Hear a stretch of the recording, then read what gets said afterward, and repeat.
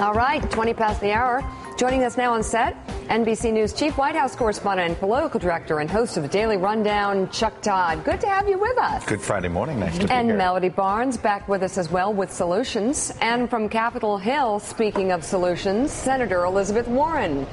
Very good to have you on board this morning, Senator. Oh, good to be here. Good to be here. I understand you're pushing a new bipartisan piece of legislation that you say will prevent future banking crises. We want to talk about that and hear if you think that's even possible, given the landscape in Washington. But I first want to get a sense of how you're doing, because Melody and I both know you.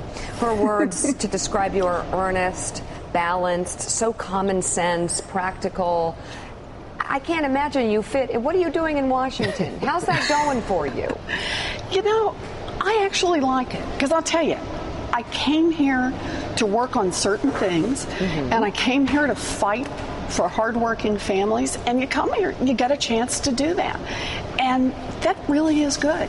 There are a lot of tools in the toolbox here in Washington. You know, there are hearings and getting agencies to do what they should be doing, and getting to introduce legislation like the legislation that Senator McCain and Senator Cantwell and Senator King and I introduced last night.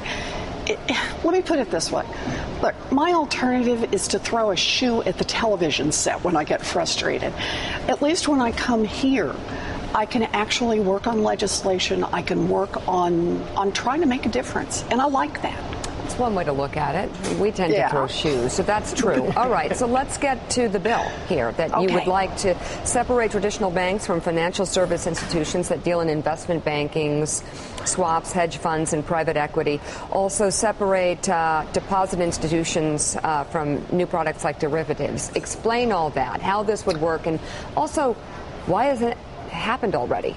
Yeah, well, it actually did happen already. It happened in 1933 after the Great Depression, when we separated what's called commercial banking, that's your checking account, the savings account, the part that has FDIC insurance, from all of the risk-taking activities, you know, the gambling that takes place on Wall Street. And we built a big wall between those two, and it worked for nearly 50 years. It was solid. We didn't have a lot of trouble with the banks. We got rid of this kind of boom and bust cycle in the banking industry, and we built a good, strong middle class. But the banks wanted those profits you get from the high-risk gambling, and the high-risk gambling wanted access to the money in those checking accounts and in those deposit accounts. And so they kept hammering on Washington, come on, change it, change it, change it. The regulators started opening up loopholes in that act. And then finally, in 1999, Congress just got rid of what was left of the old Glass Steagall law. So we hit the crisis in 2008, and now Senator McCain, Senator Cantwell, Senator King, and I are saying, let's do this again. Let's put a good, strong Glass Steagall in place. Now, it's a 21st century view of it, because you've got to close up some loopholes that the regulators open, and you've got to account for some new fancy things that got invented after the original Glass Steagall was passed. But it's the same basic principle. If you want to take risks, do it on Wall Street, do it somewhere else without deposit money that's insured by the federal government. Banking should be boring. That's what it's about. It should be boring. So I have Chuck Todd here with me, NBC's political director. It sounds so sensible. Is the senator's heart going to be broken? It sounds bipartisan. It sounds like it could potentially happen. No, I think it's an impressive, smart group of four people pushing this. I mean, so I'm impressed with the three co-sponsors you got on this politically. I mean, this is the way to get something off the ground. Senator, I am curious to get your take as to why this didn't happen in Dodd-Frank, right? And I know, look, there's always been a lot of behind-the-scene reporting. Why didn't the White House push this? Why didn't Geithner do it? Why didn't the role Larry Summers may or may not have played, both in '99 as Treasury Secretary, when he testified on the Hill in favor of the repeal, and then why didn't this get included in Dodd-Frank? You've got to be looking at that, right? You do, but do remember, when we adopted Dodd-Frank in 2010, there were a whole lot of moving parts. And there were people who said, Look, we're putting a lot of new restrictions in place on the financial institutions. Let's get started. Let's get these underway. The problem we've got right now is that, you remember in 2008, part of what people talked about is there's too much concentration in the banking industry. That's part of the reason that the whole system was at risk and we ended up with too big to fail. Since then, the biggest four financial institutions are 30% bigger than they were. So I'm going to put it back to you this way. We have tried some pieces that have wound some of the risk out of the system. Okay, fine. Nobody has to go back and point any fingers about it. It's just that now we need to do some more because it's not enough. So given that, Joe, I think you probably agree that banks are bigger than ever, and the facts that the senator is bringing to the table are correct.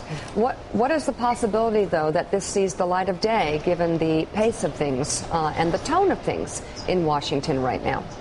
Well, that's the question I was going to ask the senator. Senator, so who's the opposition going to be? I think most of us around this table have lamented the fact that too big to fail has gotten even bigger. We ran a campaign in 2012. The only presidential candidate I heard talking about breaking up the banks in a serious way was John Huntsman.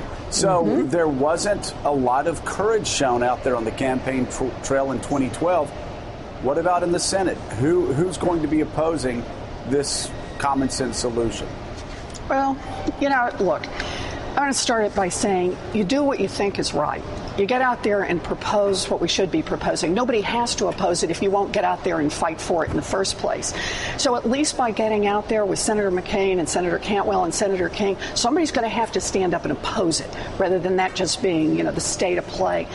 But remember, Joe, people said we never get a Consumer Financial Protection Bureau. They said that's just not possible. The banks are going to oppose it. It'll never happen. At the end of the day, we got that agency, and it's a good, strong, tough agency. The way I look at this, you don't get anything if you don't fight for it. So I want to get out there. I'm going to fight for it. And look who I've got for a partner. I got John McCain for a partner. Could you ask for a better fighter? We've got Angus King. We've got Senator Cantwell. We're ready to fight. And if people want to defend letting the banks get bigger, letting them continue to take on risks and threaten the economy, then let them make that defense. But we got to have that fight if we're going to make any kind of change at all. Hey, Senator, can you just put it in terms of, for the average viewer, if this becomes law, what does Wells Fargo? This is a bank that a lot of people, it's on the corners in many suburbs here in America. What does Wells Fargo look like after this bill, should it pass and be signed into law? Basically, it looks just the same. If you've got a checking account there or if you've got passbook savings there, what looks different is how much risk there is in the overall banking system. So they don't what is it? They do not do investments anymore? They're sort of prevented from doing Wall Street, or do they have to set up a separate firm, essentially? They effectively will likely break apart so that there will be the old boring banking, the part we like, the part we see on our street corners, and there will still be the part that goes out and makes all the investments and takes all the risk. The only difference is when they take those risks, they can't get access to your savings account money. They can't get access to your checking account money. And that's how we think it should be. Both of those activities can occur, just not together in the same big financial institution. Senator, thank you so much. We greatly appreciate it, and good luck. Thank you. Mika, Chuck asked a very good question. Consumers are going to want to know how this impacts them. I will tell you, I will say it right here, I'm a Bank of America customer. I love Bank of America. And, I don't want any of that to change, obviously, but I think we're just talking about draining risk from a lot of the banks. Listen, I'm all for it, and I think it should have been done a while ago. I understand why it hasn't, and it's not all good reasons, and I'm glad Elizabeth Warren is there. I'll be very transparent about that. We want to thank the senator for being on the show with us this morning.